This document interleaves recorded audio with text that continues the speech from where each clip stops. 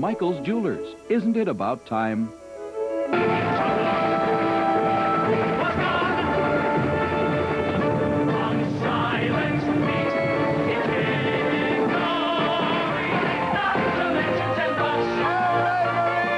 Straight from the folks who brought you the Tits Offensive.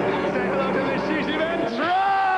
So now who's really Miss Saigon? Yes, there you go. She gets an elephant runway on the set. She's there, she's very much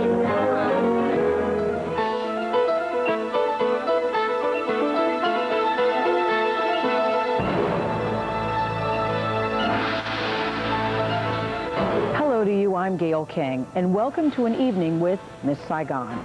Miss Saigon is a musical. It takes place 21 years ago during the frantic evacuation of a fallen city. The program describes it as the classic love story of our time. It's a love story that also serves as a social commentary on how the West was viewed by a third world country. And no skimping on special effects here. From a white Cadillac complete with Marilyn Monroe behind the wheel, to a high-tech helicopter that recreates the fateful day of reckoning when the Americans fled Saigon. No matter your age, undoubtedly you have read the books and seen the films documenting the conflict in Vietnam, a conflict that many now say the U.S. didn't win or lose. With history as its cornerstone, Miss Saigon is an event as well as an evening of entertainment, and it all begins on the back streets of Vietnam. Get out and do your song. Don't make the show too long. A lot of people consider the engineer the villain of the piece, I guess, mostly because he runs around and overacts and yells and then pushes the sweet young thing in the story around, slaps her around a little bit. Hey, Monsieur Christmas Sunshine! I think through his eyes, his intentions are very noble. Tom Sesma portrays the engineer, a flashy, loudmouth pimp who sells girls to American GIs. The girls he thinks are his meal ticket out of Saigon when the Americans leave. I should be American! He's a businessman. I think that's what he sees himself as. He's not a pimp. He's not a procurer. There are two numbers that I'm in the first act as the engineer. Both involve selling a girl. And in the program, if you look at the program, the first number is called the transaction, and the second number is called the deal. The engineer has proved that the Vietnam War affected more than just the Americans. Miss Saigon reminds us of that. It acts as a mirror capturing the lasting impressions of the war. For me, not the engineer, but Tom Sesma, the actor, the seminal moment in the show comes in Act 2 when Chris says, "I'm an American, how could I fail to do good?" And I think that since the Vietnam War, that's what America has struggled with, is that as noble as our intentions normally are, sometimes we fail. I think the thing that sets Miss Saigon apart from the other super musicals, and not just Phantom and Les Mis, but almost anything else that's on the road today, besides the fact that it's an original musical, is that it's about something tangible that really touch our lives. It's not insulated from the audience in the same way, a famous French novel is. It's very personal for us all. The United States cannot and must not and will not turn aside. I'm old enough to remember the war. I'm old enough to remember LBJ coming on television on Thursday night and saying that two American warships had been attacked, and that he was asking Congress to undertake action. This was in 1964. I'm old enough to remember helicopters being pushed off of aircraft carriers in 1975, when the United States was in effect abandoning South Vietnam. For me, it's history. Several of my father's friends were killed in Vietnam. My father served 2 tours of duty in Vietnam. For more than 20 years, Tom Sesma has been acting in musicals, television, and film. A varied career, but not without obstacles. In fact, Tom says lately finding truly challenging roles have become a challenge in itself. I think I was getting a little stale in my work. And I was getting discouraged with the level of satisfaction that I could get from acting. I think I'm more committed now to my work than I've ever been before, and I think it's because of this. There aren't that many plays, musicals, TV shows, films that address the sorts of issues that Miss Saigon addresses. He engineered their very first meeting, and it happened here at the bar. That introduction would have a lifelong impact on them all. The story of Kim and Chris right after the break. My name is Kim.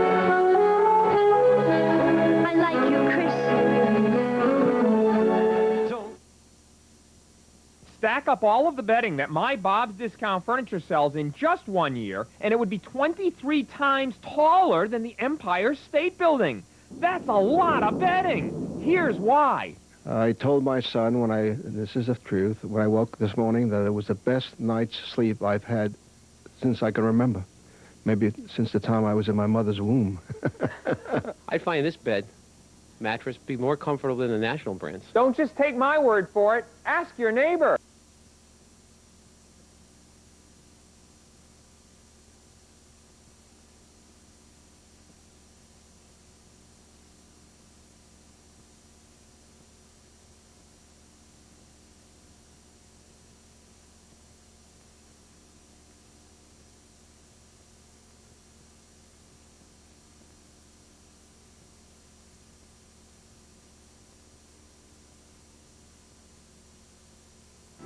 Nothing has ever held you like Miss Saigon, the story of two young lovers torn apart by war and held together by a burning passion.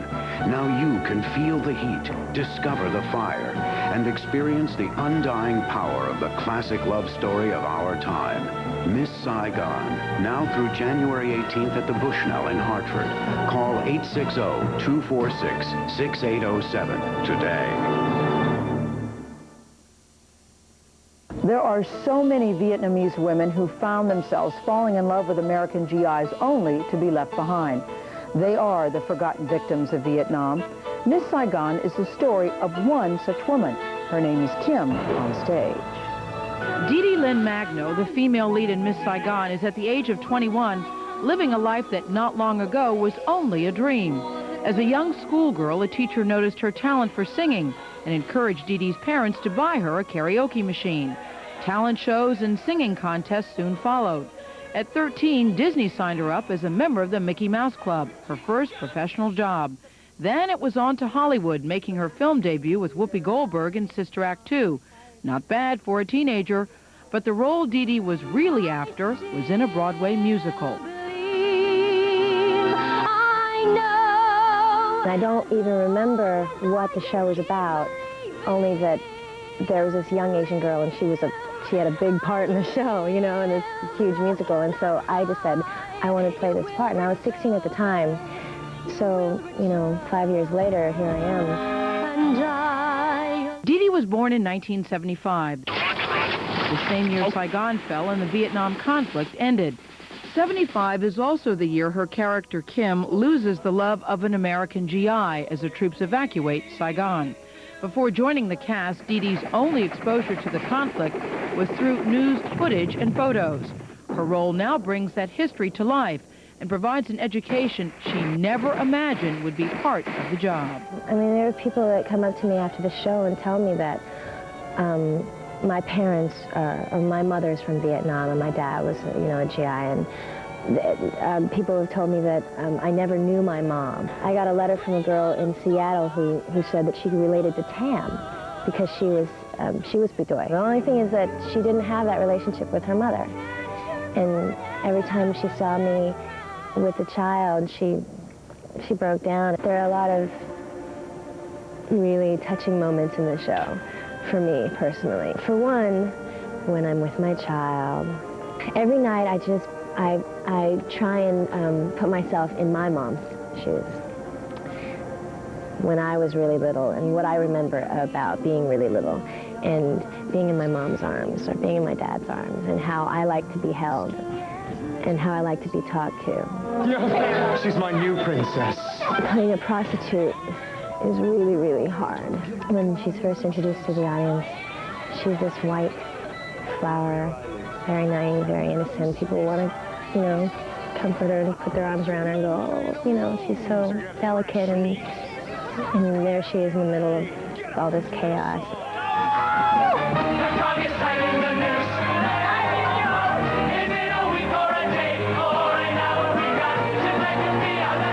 There's so much realism in the show.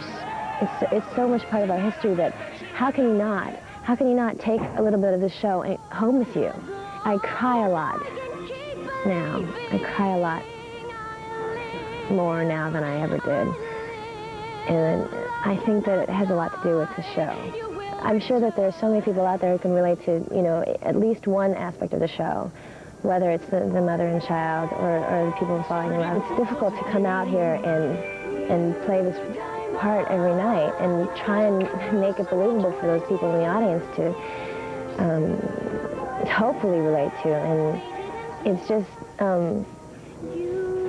I can only hope, I can only pray that I come out here and do that, and do this part justice.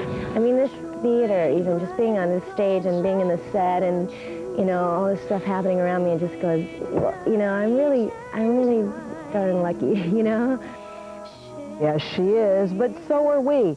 And so is her sidekick in all of this, Will Chase. He plays Kim's handsome GI, Chris.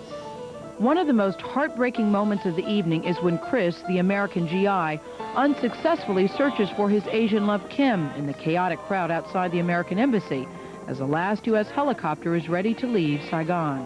But when I see Chris at the gate running and he can't find her, he can't find Kim, that, even when I watch the show, I do the show every night. I play that every night. When I watch the show, it just tears me apart. My name is Kim. I think Chris has he's got that sense of guilt and failure on his shoulders. I mean, basically he spends about 2.5 weeks with the girl, but through this obsession with getting her out, making sure she's safe, he falls in love with her, and he can't get her out. And he deals with that, and he lives with that for the rest of his life in the play, which takes us 3 years beyond, and he has nightmares about her, has nightmares about not getting her out, and not fulfilling that sense of duty, which I think is what the show, beyond Chris, what the show on the whole is about. As this young cast tours America, they have learned that for many people, the pain of Vietnam is still very real. And then this Green Beret comes to the show the other night and talked to us after the show. And it was amazing to hear him talk about waking up. He watches this scene of my new wife, Ellen, in the show, singing, and I wake up from a nightmare. And she embraces me and cares for me and takes care of me. And he talked about waking up many times like that, and still to this day waking up and putting a gun to his head and thinking that's the only way out. Had Will been old enough to participate in Vietnam, he would find himself living a life very different than that of his character. I think I would have been a big protester. I don't know. I grew up Southern Baptist, very conservative family, very good upbringing. Nonetheless, I think the rebel in me would have protested the war. And we have music all right. Will received his Bachelor of Music degree in percussion performance from the Oberlin Conservatory of Music. In theater, he has been nominated for the Joseph Jefferson Best Actor Award for his roles in Trask and Finn, Son of Fire, and most recently for Black Patent Leather Shoes. But without a doubt, Miss Saigon has enriched Will's life more than any other production he's been a part of. It's been quite a learning experience, just learning from other people, seeing how they react to, when we were rehearsing, reacting to the documentaries that we watched. We'd have a session after every rehearsal just talking for half an hour. What are your impressions? What are your thoughts? And just seeing how everybody reacted, that's been more of a learning experience for me. When we come back, Dan Kane takes us on the search to find a little 4-year-old to play the son of Kim and Chris, and get ready for one of the most touching moments of the show. It just happens to be a technical wonder.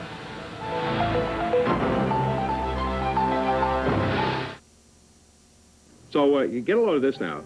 Lechmere Home Image has advertised this Sony 200-disc Mega Changer. It's a CD changer with remote. Check it out. It's really fabulous. For $349.99, okay? Now, that sounds great, but you see, Bernie's price on this, you could buy it today at Bernie's for $299. That's a savings of $51, which leads me to the conclusion that if you're looking for home or mobile audio, well, I think it goes without saying, folks, it's always going to be a better buy at Bernie's. Oh, the weather outside is frightful, but the fire... Wait a minute, it's cold here, but it's hot in Arizona, and that's where Channel 3 is sending a lucky winner. It's Fiesta in Tempe, brought to you by Bob Stores and Connecticut Acura dealers. We'll fly a winner and a guest to Arizona for the Fiesta Bowl and a New Year's Eve party hosted by CBS Sports. Stop by Bob Stores to enter or send a postcard to WFSB. Then watch Channel 3 Sports Final Edition Sunday, December 22nd.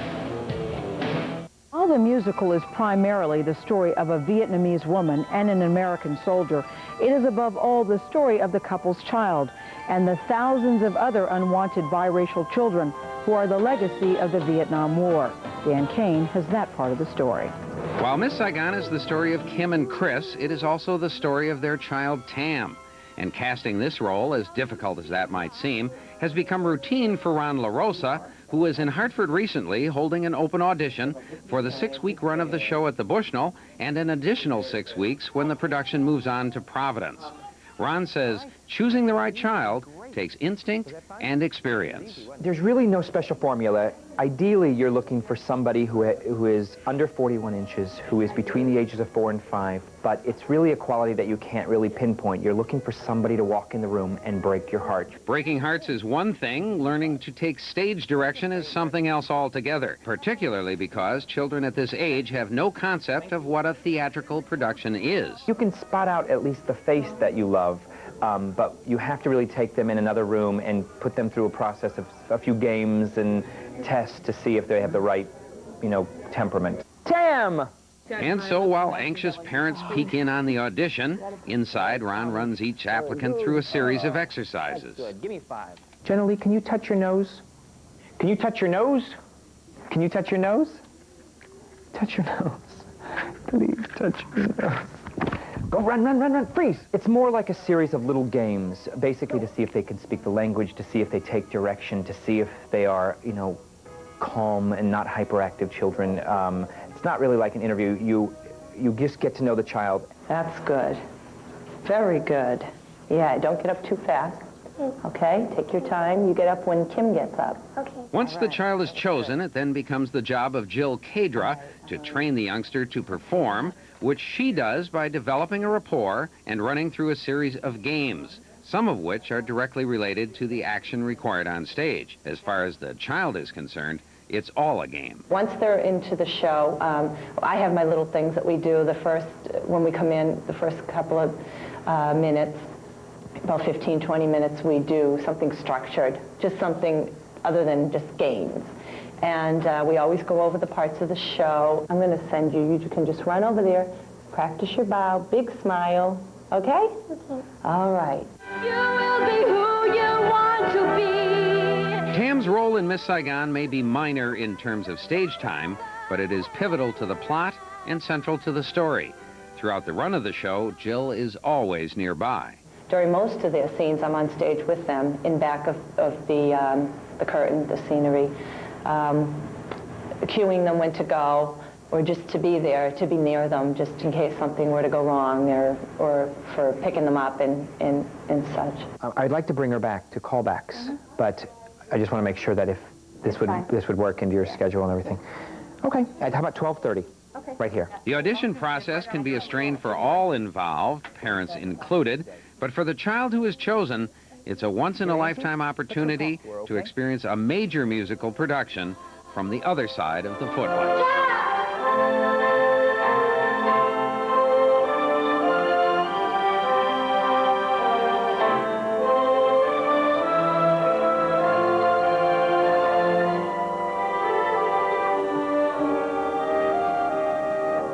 You gotta admit, that is not a bad experience for a 4-year-old. With most musicals, there is always some technical wonder that leaves us wondering, how'd they do that? And Miss Saigon does not disappoint. In fact, they dazzle us with 2 huge special effects. This is one, and to pull this off, you need an automation carpenter for that. Bill Breidenbach takes us backstage for a closer look.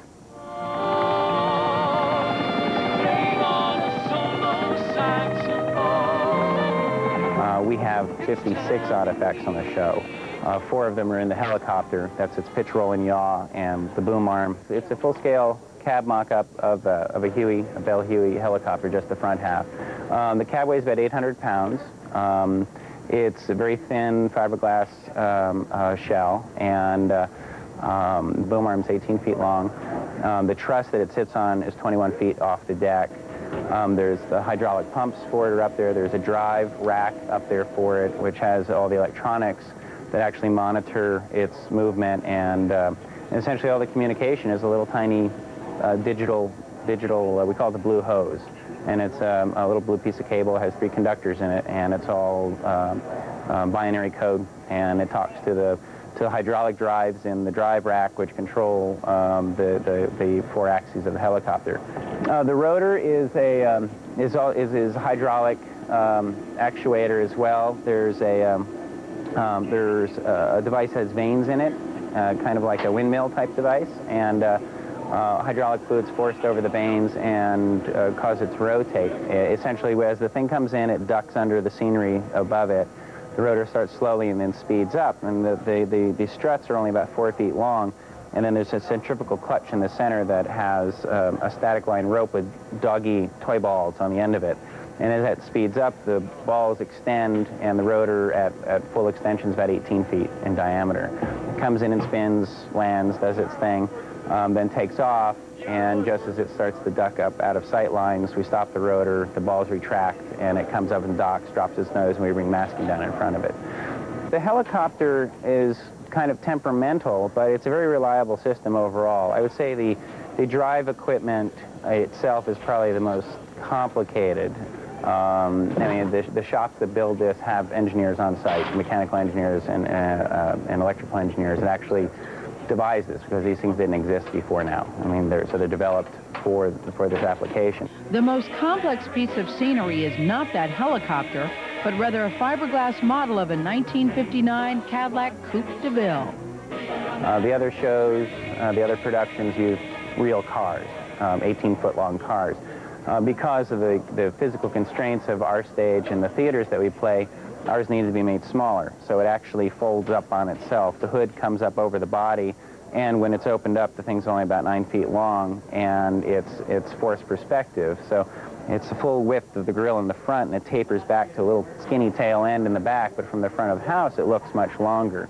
And it's probably 10 times more than a real Cadillac cost, because once again, it was engineered and built specifically for this show. And it has two hydraulic mechanisms in it. Actually 3.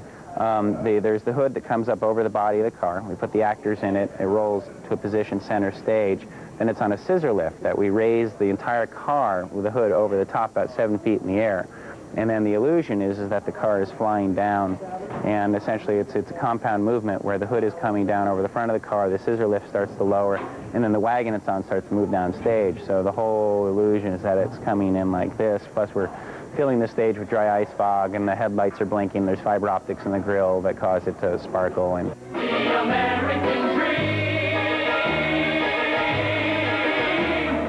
I mean, the most complicated part is the coordination of everything. Just making sure, and that comes from the stage management down, it's just making sure everything meshes. You thought that was amazing, and we aren't even close to being done. More Backstage Wonder when we return.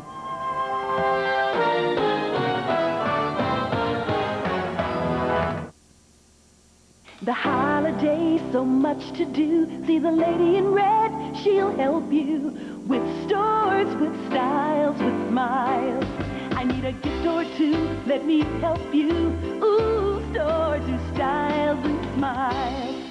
I need a dress in pink, no red, I think. For stores, for styles, for smiles. Shop at Connecticut Post Mall, Enfield Square, Meriden Square, and Trumbull Shopping Park. Stores with styles and smiles. The all-new Discover Stars on Ice Tour. February 23rd, Hartford Civic Center. With Olympic gold medalist Christy Yamaguchi, Scott Hamilton, and debuting this season, Torval Dean. With Olympic silver medalist Paul Wiley, 4-time world champion Kurt Browning, Olympic gold medalist Katerina Gordieva, and special guest Katerina Witt. Sunday, February 23rd, 7 p.m. at Hartford Civic Center. Get tickets now at the Civic Center box office and Ticketmaster locations or charge by phone. Welcome by the Journal-Inquirer. The Discover Stars on Ice Tour. Remember last year when Phantom of the Opera amazed us all with their special effects? Well, stage manager of Miss Saigon, Malin Cruzy, says that was nothing. I think Phantom has 30-some effects. It's in the 30s. And this version of the show that we're touring has about somewhere 60, 64, depending on what you're actually considering, computerized or not. So I think twice as many effects. And all those effects are orchestrated by a road crew of 18 carpenters, electricians, wardrobe and hair personnel. In addition, up to 30 local stagehands are hired to help with the massive effort it takes to create the illusion we see on stage every night. Because while the audience is watching out front, there's only just a couple of times that there's actually nothing happening backstage. We're already setting up scenes, bringing in scenery for the next 3-4 scenes in advance. As soon as something comes off stage, it goes away and gets stored up in the air, and the next scenery gets lowered down, put in its place, and ready to go. Kind of like the show behind the show. The most carefully choreographed movements of the evening are the 23 scene changes that take place with some pretty valuable principles. We have about over 50 tons of scenery and equipment that we hang in the air to get it out of our way, because most of the space in the theater runs vertically instead of horizontally. Some of our larger pieces, such as the Cadillac, when we're ready to bring it in, one of our crew will lower it in on a chain motor, and then the other stagehands will attach it to the track, load the actors in, push it out to center, and then we go through a whole series of checkout. With each new city comes a new theater, a new look, and a new space in which to make things happen. But not for these guys. They come prepared. We tour our own deck and perform our own stage, which is called a rake stage. It's at an angle. It's actually set on top of whatever house that we're playing. And for every foot we travel upstage, the stage actually rises an inch. So from the starting point being 0, by the time you get upstage, you're up to about 5 feet, which makes it a challenge for a lot of the actors to get used to. To compensate for the rake, the scenery or wagons that we bring it on go with the contour of the rake, but everything else is counter-raked. So all the beds, chairs, tables are actually upright. So all the scenery that's built for the stage, if you set it on a flat surface, it would actually tilt, where it lives right at home right here. I don't think shows will get much larger. They'll probably get as big or as complex in one way or another. But to move a show, like this takes lots of time and planning. And I think we're the only show on the road that's this size that can move. We can close on a Saturday night and be in the next city and ready for an audience by the following Wednesday. Being able to see what takes place on stage is surprisingly in itself a wonder. And that's the responsibility of head electrician Bill Cadra. Basically you're working from darkness, which is a great place to start if you're a lighting designer, because you can selectively let the audience see exactly what you want them to see and not see anything else that's going on.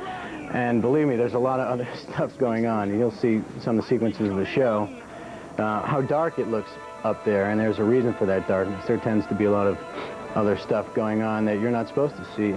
And to accomplish that effect and countless others, it takes over 400 lighting units. That includes a set of rotational lights normally used in rock concerts. We use 42 Verilights in the show. There are 4 different types of Verilights, and we use all 4 types. There are 2 spot types and 2 flood types. Well, the Verilights have 360 degrees of rotation on both the pan and tilt axes, which gives you complete focusability of them. You can hang them wherever you want, and then you can focus them wherever you want. They also have all the beam attributes. You can make the beam any size, you can give it any edge, you can put any pattern into it, and you can put any color into it. They have a range of about 270 usable colors. And everything can be accessed in 1/10 of a second. You can go from any one color to any other color in 1/10 of a second. And you go from any beam attribute to another beam attribute in 1/10 of a second. So they're pretty handy lights to have around. They can take the place of a lot of conventional units. We have about 300 standard conventional lighting units in the show. And they're run from another console that's up above the stage in a truss. And we also have 32 digital light curtains, which are they're kind of a combination of each. The lamps are run the way any conventional lamp would be run, but that unit also has 360 degrees of tilt on that axis and a color scroller. So they do a lot of work in the show. They light the blinds, and they follow a lot of scenery. So how does one man get every lighting cue for every scene right? Well, actually, he doesn't. The board pretty much runs the whole show once you have it programmed. Now you can control all the attributes of all the lights from this one console right here. Then this console for the running of the show is linked to a program in this Macintosh that actually drives the show. Basically, it takes a picture of the cue, copies it all down in its memory, and then when you push the go button here, it tells the board everything it wants to do in that cue, and it's done. So running the show itself is not terribly complicated. Basically what we're looking at is a main unit and a fully redundant backup unit. Fully redundant being it's a totally separate unit. We have the same setup upstairs. There are 2 full conventional boards. Some shows go with internal redundancy, but this really, if you have a problem, you know that you can totally bypass the board, including the drives and the power supply. So if we have a problem with the main console, we simply throw a switch and we're on the backup console. We're right in the same place and we just keep going. And I have a monitor here to monitor what's happening on the conventional console. Allows me to see that we're all in the same queue and what's going on there. If we need to do something on stage, it kind of gets us in line, working together. Okay, we have seen some great automated effects on stage with an incredible state-of-the-art lighting system, but looks aren't everything, are they?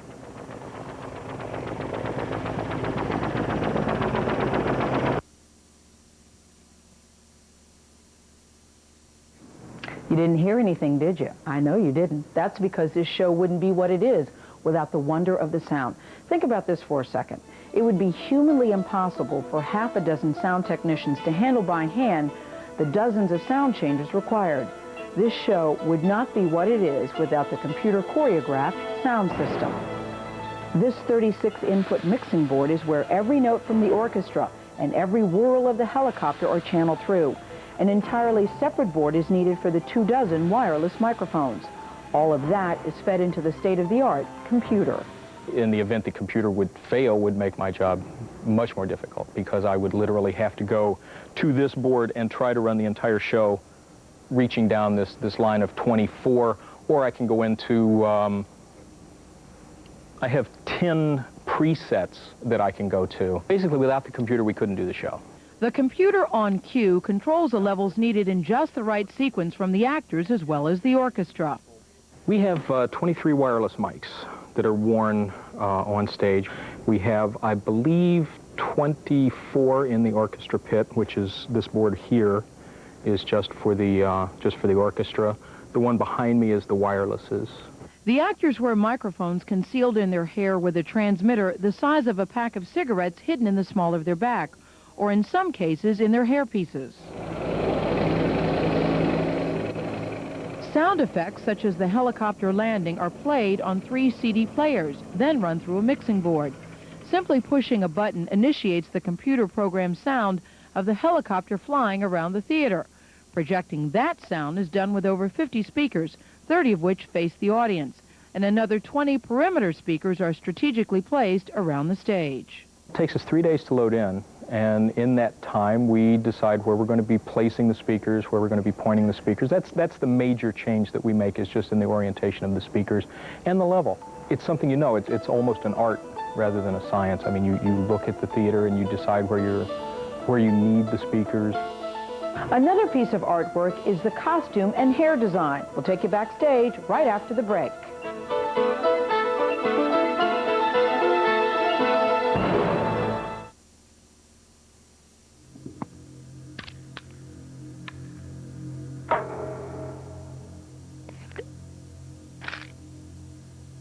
Guess which one sends more people to the hospital? Over 7 million people are hospitalized each year due to problems with their medication. Before you take any medication, ask your Arrow pharmacist, because while some pharmacies say they care about your health, Arrow's doing something about it. Remember when phone calls were simple? Well, AT&T is making them simple again. Calls from home are one low rate all the time. Are you saying one rate all the time? Yeah. This is from AT&T? Yeah, it's 15 cents a minute, no restrictions. To anybody, anywhere, anytime. Daytime? All the time. After my nap? Anytime. To anybody? Everybody in America at any time. 953. Why is this so hard to understand? No restrictions, no games. The AT&T one-rate plan. Wardrobe is a major part of any theater production, but do not expect to find elaborate costumes here. As a matter of fact, you're more likely to see things that you had in your own closet at one time or another. For instance, take a look. Bell bottoms. Groovy, huh? Tonight, wardrobe supervisor Rick Kelly takes us on a walk through his closet. Most of our costumes are just civilian clothes or GI uniforms. They're very easy to get in and out of. They just need, just due to the volume of the show, we have over 400 costumes in the show. Basically, the bikinis are the most difficult on and off. As you can see alone here in the ladies' room, we have approximately 150 costumes that all the women wear in the show. Here we have an American Dream beaded bikini for the women.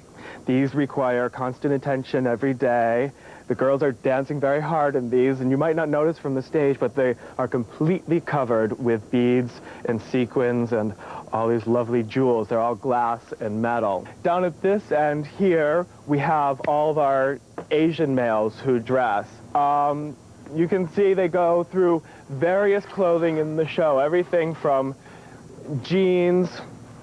We have these wonderful, wonderful bell bottoms that we dug out of New York City in the thrift stores. And then we range all the way up there. We have pimps in the show. One of our Bangkok pimps here, nice bright shirt that he gets to wear. This is a North Vietnamese Army uniform. It's a traditional uniform that's been duplicated by one of our costume shops in New York.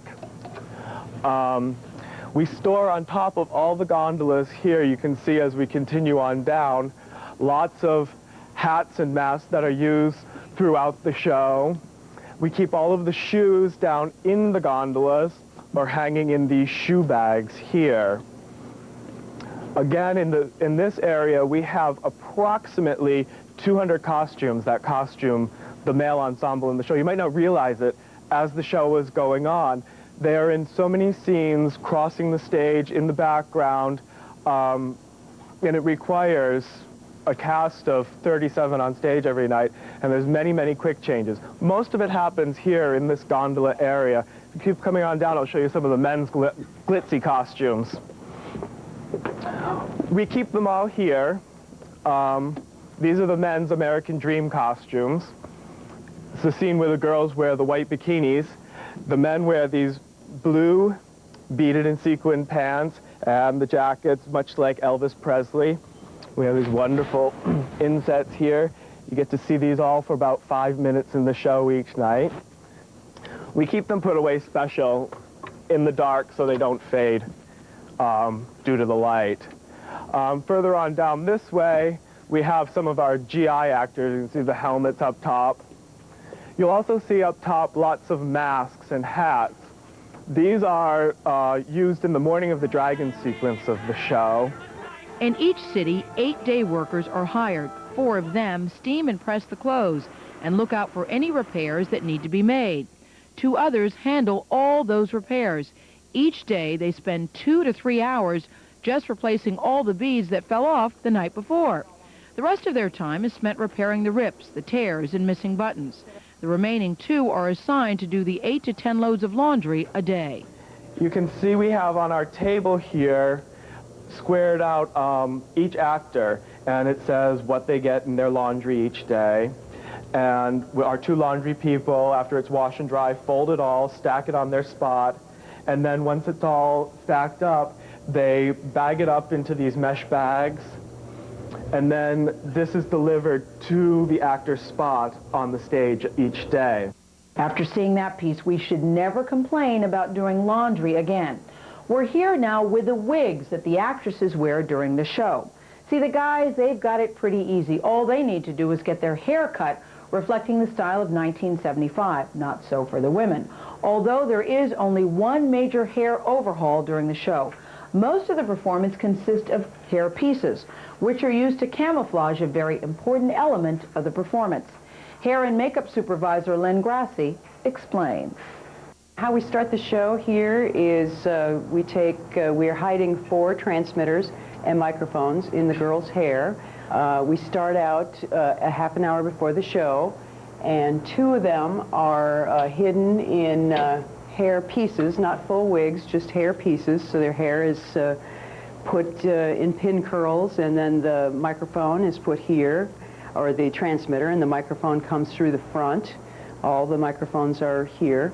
And then it's all pinned down and fluffed up and ready to go. One of them for the lead, Kim, we take the transmitter with the microphone and we put it into a magic bun here. And so there's the microphone. And she puts her hair in a ponytail. And we snap it on. Bury a few things. The wigs are all handmade with human hair and partial synthetics. And how do you care for all that hair? We pin them down and we shampoo them, just like you shampoo your own hair. We use good shampoo.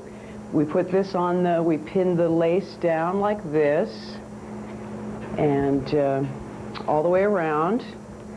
Pin it real well so it doesn't get ripped. And then we put it in the sink and we shampoo it and condition it. And then we set it and steam it and dry it and comb it out. Do a lot of teasing and a lot of hairspray and make a style. It takes a couple of hours, because about a half an hour to wash it and set it, and well, maybe a little more than that. And then it takes about a half an hour to dry and a little more than that to comb out. But these wizards of the wigs certainly have their challenges. They often do their work with just seconds to spare. Our biggest change in the show is towards the end. It's called the American Dream number, and it's where we put all of the women into blonde wigs, 10 of them, all into blonde wigs. When we come back, how the noise of horns, clangs, and bangs makes some beautiful music.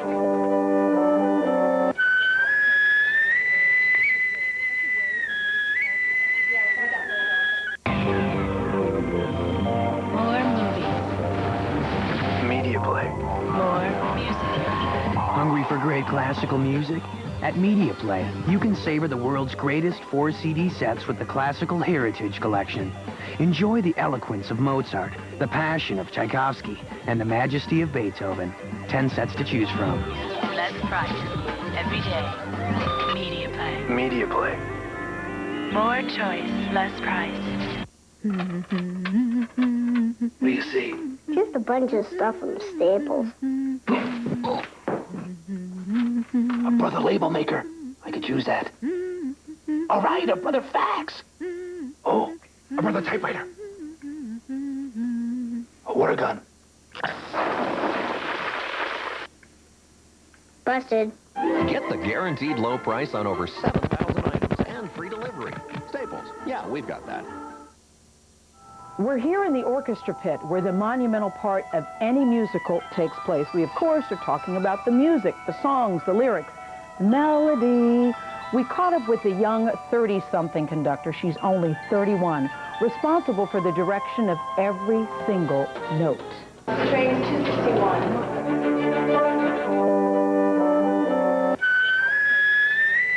They are tucked away in what is called the pit underneath the stage. And from the moment the first note is played, their work affects the audience, sometimes more than anything taking place above them. You are hearing music constantly. And, you know, they don't get to stop playing. I don't get to put my arms down. You have to keep going. And I think that's the important part to remember about the orchestra and how it functions in the musical. The sounds they created directly affect us emotionally and get us to react to something on stage more effectively. Most big musical productions have their own signature music and sound, yet oftentimes those sounds are commonly made up of very Western tones. The music in Miss Saigon, however, stands alone. What makes this show so different from any other show, of course, are the American and Asian influences throughout the show. What the audience will notice is the Asian flute sounds. And we have a woman with us, Leisha McDuff, who is an exceptional player. I always tell her that the biggest perk of my job is listening to her play every night. In addition to the Asian flute, this orchestra has an unusually large percussion section that also produces a mix of rare sounds. This encompasses a lot of, as you can see, different type of gongs. These are nipple gongs with 3 different sizes, and there's 3 different pitches on them, which are produced throughout the score in different sections. In addition, there are gongs that splash, gongs that bend, a little prayer ball, a big prayer ball, and a pod rattle. And for a little cultural diversity, there's the Chinese temple block, the Thai bell, even the Japanese talking rocks. As rare as these instruments are, the people playing them are just as unique. Unlike most traveling musicals that hire new musicians for each city they visit, these people are in it for the long haul. There are 18 members to the orchestra, and we are very fortunate to have a traveling orchestra, which means that every single person in the orchestra goes with us from city to city. It'll make my life and the stage's life, everybody's life, so much easier because they know the show. They know it as well as the people on stage. Whereas if you go into a city and have to pick up your orchestra and go through the rehearsals, they're just not going to have played 500 shows. The act of getting the music to time out with everything happening on stage each night is the job of the conductor. Everything from an actor hitting their marks vocally with the instrumentalist to the helicopter and set pieces coming in on cue. They look to Britt for their direction. There's an actual video camera that is on the conductor at all times. And there's so many different people that play off of what I do. For instance, the stage managers have a monitor, and they will call a cue according to, say, a prep for a downbeat for some part of the music that I'm giving. And they will maybe call the cue so that it lands when I land the beat. Lighting will do that. The sound man will call a cue like that also as far as like when a helicopter sound comes in and out. And also we have visual monitors that are in the theater so that the people on stage, if they can't have actual direct visual contact with me, they will have me on TV up above them, and they can see me conducting from that viewpoint. And even for those moments when things don't go as planned, Britt still doesn't miss a beat. We've got set spots in the music where we can repeat sections so that the sets can get on in time and we can continue with the show. When we come back, Dan Kane shows us how the crew of Miss Saigon unloads 17 of these, puts everything in its place, and has everything working and ready for a show 3 days after they arrive in town.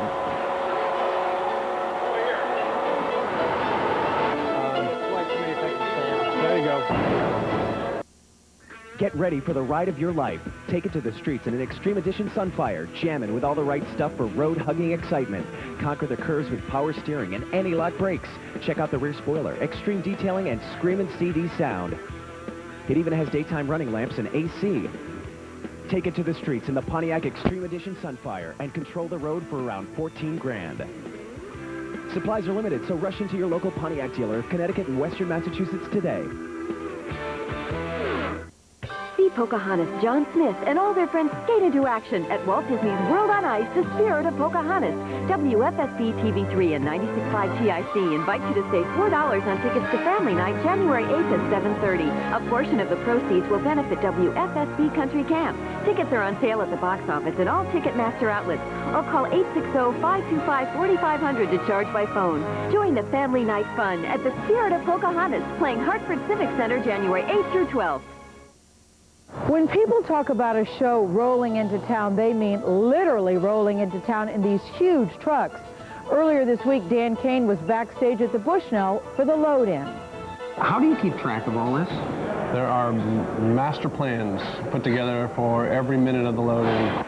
Loading in a show of the scale of Miss Saigon takes many hours, many trucks, an army of stagehands and technicians, and above all, meticulous planning. To the average Joe, this seems like a monumental task. It is. It really is. In the space of 3 days, the contents of 17 tractor trailers have to be unloaded, fitted together, checked, tested, and then tucked into a variety of locations in the Bushnell, with the bulk of the cargo ending up either backstage, on stage, flown above the stage, or waiting, as they say, in the wing. Put them as high as they can go, probably till they hit the subgrid. Much of this is the electrical, mechanical, and electronic gear needed to carry off some of the 60 special effects incorporated into the show. A dozen computers control much of what happens on stage, and along with their operators, these are tucked into trusses that hang overhead during the performance. Don't take this out. Who's driving this? Hey, Dave. Miss Saigon is the latest in a growing list of big productions that have hit the road in recent years. I think you're going to keep seeing big shows like this coming through on this scale, because that's what the audiences are now demanding. Everything about Miss Saigon is big, including the budget, $12 million for this production alone. That pays for a lot of scenery and props and wigs and wardrobe, all of which has to be offloaded, assembled, and stored. Obviously, the central focus of all of this is the stage and everything that goes on stage, but all of this is out here in the lobby. A lot of this is audio equipment, and then, of course, there's this here for the orchestra. There's an 18-piece orchestra that travels with the show. This is the vocal desk, whatever a vocal desk is. These guys are putting in what looks like some sort of soundboard. Then you have more racks and more equipment, and you have to carry all the instruments for the musicians and things like that, and it just goes on and on. It takes 6 men to carry the soundboard into the studio. The show requires 35 radio microphones and 95 speakers. Meanwhile, down front, more audio gear is being lifted to stage level. At times, all this starts to resemble a rock show rolling in, and in a sense it is similar, supersized, self-contained, and spectacular. And with backstage space at a premium, one of the few places to put things is up. Okay, you can go up now. And when the scenery's not on stage, it also gets flown up in the air during the performance. So, because that's the only space that you have. Is up there. Oh, yeah. A great deal. Like 70% of the show is up in the air at any one time. Now that most everything that has to be flown has been flown, what they're doing is bringing in the staging, and this staging will ride above the stage of the Bushnell, but built into the staging is all sorts of motors and gears and gizmos and machines to make the magic that really is Miss Saigon.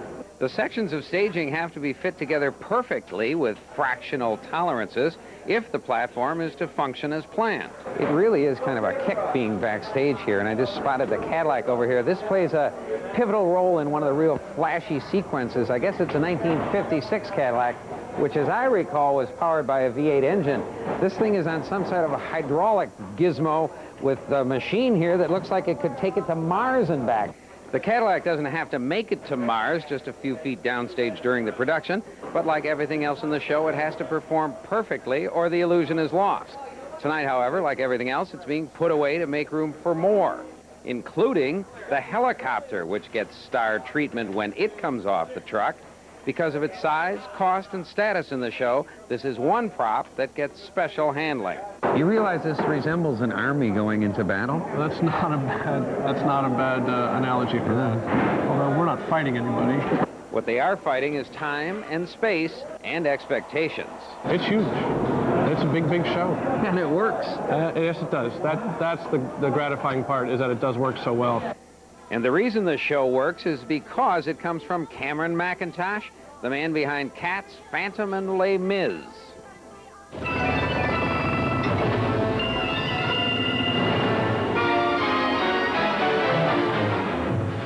People no longer think that to see a great show, you have to come to New York. Often it is the New York production that has to match the quality of the touring. And I think that's healthy, because it's the audiences that are going to the local theaters around America that are actually going to be the new audiences that will keep Broadway alive into the 21st century. When we return to an evening with Miss Saigon, we'll meet the men who got this whole thing rolling. Solo saxophone, a crazy sound. Blue Cross and Blue Shield of Connecticut and Channel 3 bring you this Get Healthy Connecticut health tip. Cold and flu season is upon us. What can you do when it hits? Take aspirin, acetaminophen, or ibuprofen. When in doubt, ask your pharmacist for advice. Get plenty of rest. And to help fight that fever, drink lots of fluids. Unfortunately, there is not much your doctor can do except provide you with sympathy, so always remember to follow directions on your medication. Brought to you by Channel 3 and Blue Cross and Blue Shield of Connecticut. Our plan is to keep you healthy.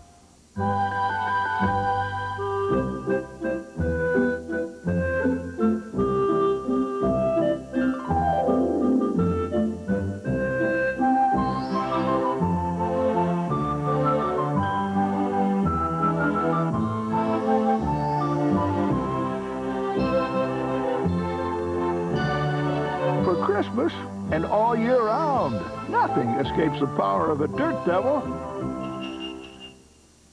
Connecticut Home Interiors is proud to announce the opening of Private Acquisitions, featuring antiques, fine reproductions, and rare finds from around the world. Miss Saigon is a spectacular musical, and we refer to it as an event. That's because the people who have seen it tell us that they feel differently after experiencing this performance. This very American story is a creation of two Frenchmen, Alain Boublil and Claude Michel Schonberg, the creators of Les Miserables. Oddly enough, this all began when they considered recreating Madame Butterfly. Claude Michel and me decided to work on Miss Saigon because the idea of updating Madame Butterfly was in the air for both of us for a long time. When one day, Claude Michel saw in a magazine a picture of a woman at Saigon airport. She was handing her child to an American soldier who was leaving, going to America at the very end of the war.